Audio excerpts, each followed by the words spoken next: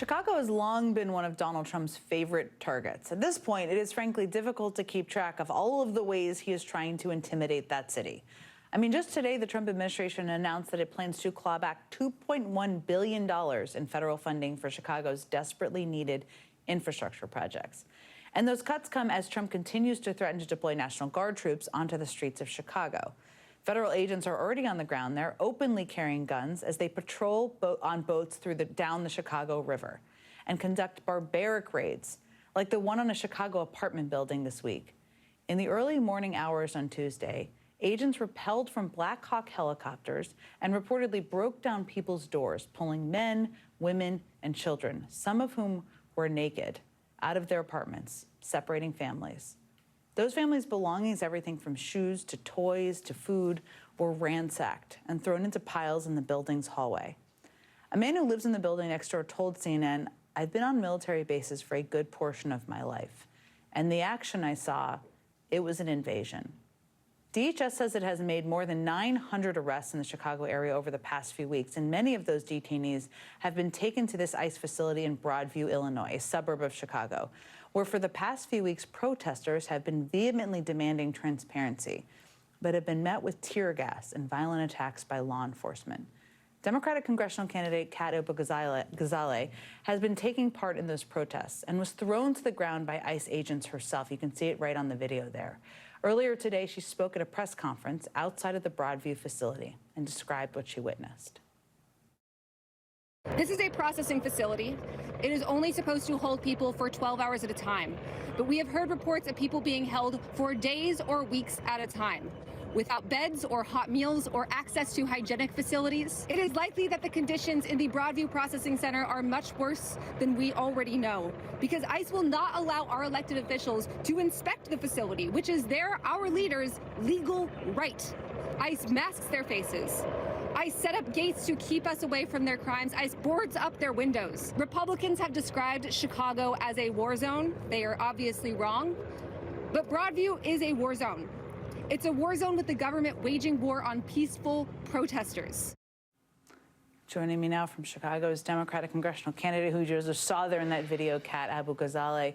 Kat, it's so great to see you, and that was such a powerful set of remarks you gave earlier today, and you've been tireless in advocating for more transparency there. I just wanted to ask you, I mean, you've been on the ground, again, protesting at this facility. Can you just describe how the situation there has escalated over the past couple of weeks? Yeah, absolutely, and thank you for having me on to talk about this, Jen. This facility is where anyone that is abducted in the Chicago area probably ends up. This is where they end up. And as I described earlier, they're held in inhumane conditions. A few weeks ago, I believe about 6 weeks ago now, a couple of protesters were arrested at a vigil for peacefully blocking a van. And week after week, more and more people have showed up. I showed up the next week, and we have been out there every Friday morning to bear witness to deportations happening and to demand transparency, accountability, and safety from our leaders in regards to this ICE facility. Every single week, we have seen one-sided escalation from ICE. We come with songs and chants and signs. They come with tear gas and pepper bullets and flashbangs. They have started abducting protesters into the facility. They have started arresting press for doing their job. I have watched them target press multiple times. They tell families that are trying to deliver medication to their loved ones to leave before shooting them with pepper balls. They have tried to drive vehicles through protesters multiple times.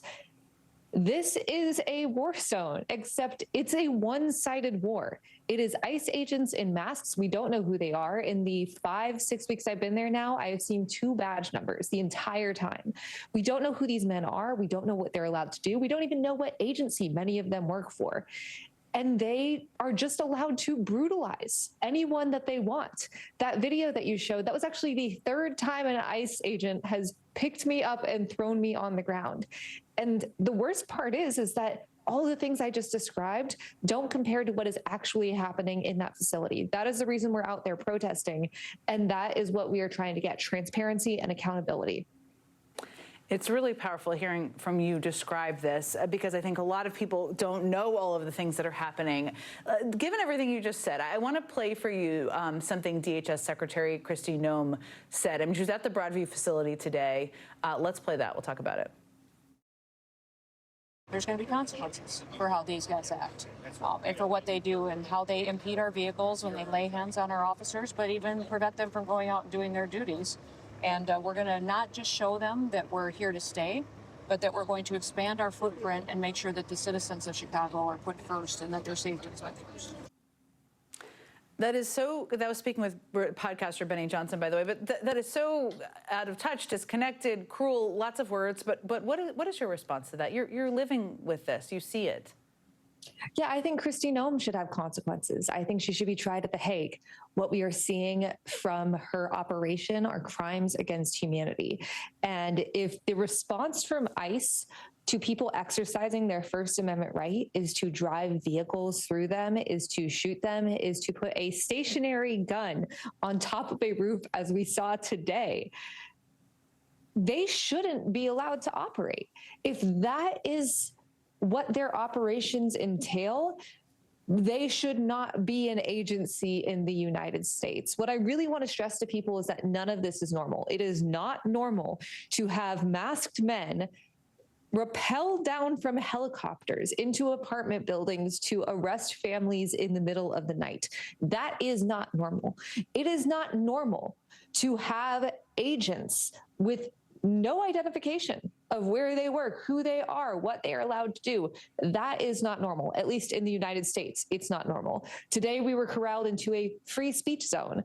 And I'm not a big fan of that term because it implies there are areas in the US that are non-free speech zones, mainly everywhere else. It is ICE's responsibility to respect and uphold our rights. It is not on us to accommodate them. And it is not on us to accommodate Kristi Noem's racist, fascist agenda.